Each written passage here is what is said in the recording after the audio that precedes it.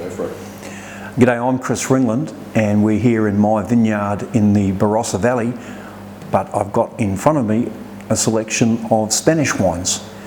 I've been collaborating with the Alto Moncayo winemaking project for 22 years now. First vintage, 2002, and an extremely productive collaboration with Jose Miguel San Martin, his son Miguel, Inigo Tempranos, who's looking after the commercial sale and promotion of the wines, and Jose Luis Cuenca, the enologo.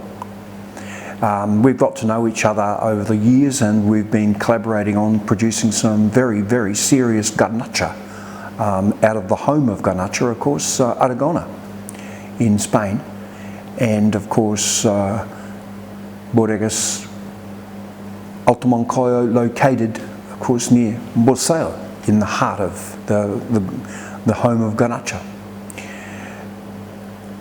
Even though we've got the wines we've actually created as the main identity of the bodega, more recently we've been working on creating some other wines which always showcasing Garnacha, but wines that are slightly more ready to drink, slightly more forward, and also incorporating some of the younger vineyards that have been planted in the last 20 years.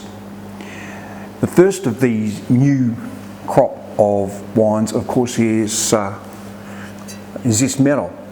Now, Zismero is 100% young vine Garnacha, and this is only matured in barrel for a couple of months, so it's a young, fresh, forward expression of Garnacha, but at the same time, being Garnacha from Aragona, this will age very well.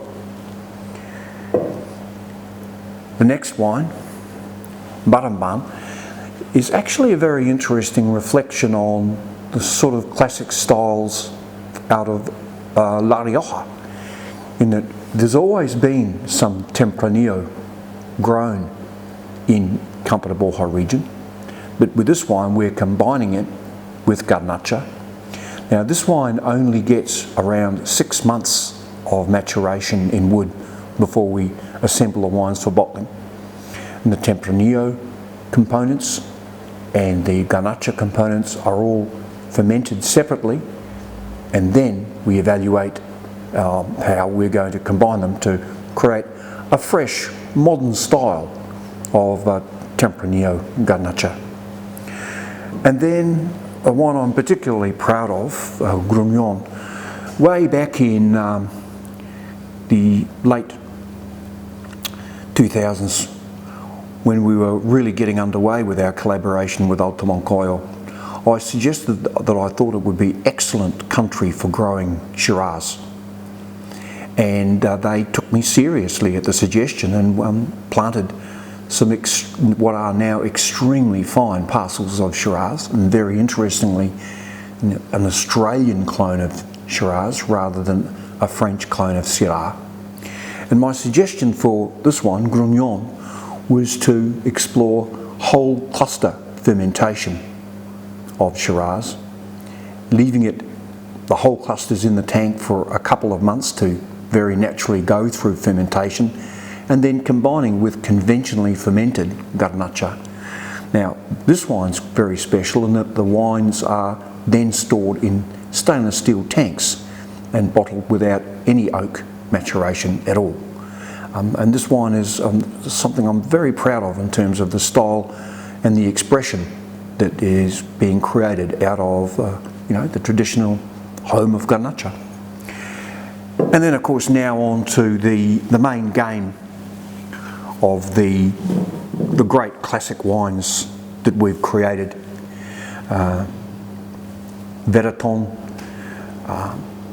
selected from vineyards, from nearly 40 different vineyards, but given a relatively short amount of maturation.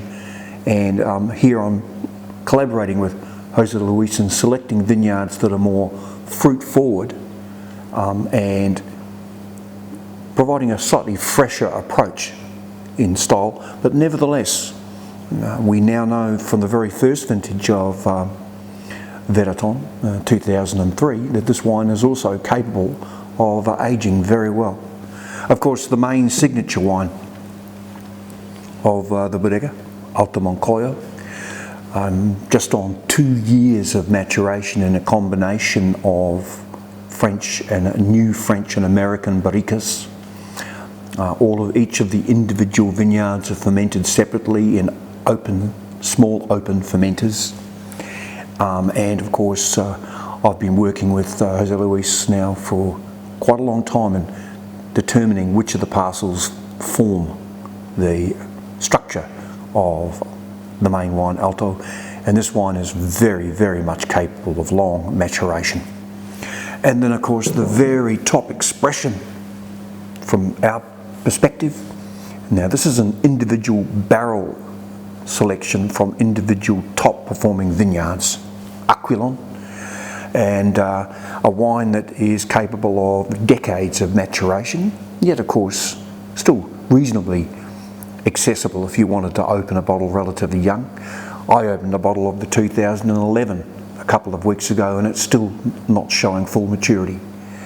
So it's good just to update you on how we're progressing and where we're going with the Bodegas Alto Moncayo Pocos for el Vino project, and we're going to be going for decades yet.